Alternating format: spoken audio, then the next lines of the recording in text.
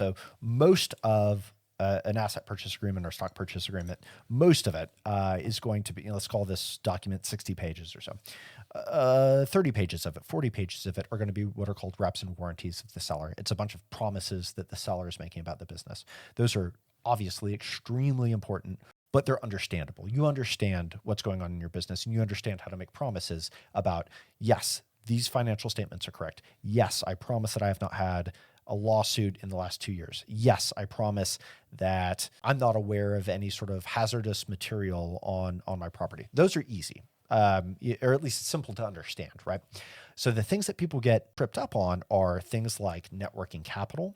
So net working capital is common in most of these transactions.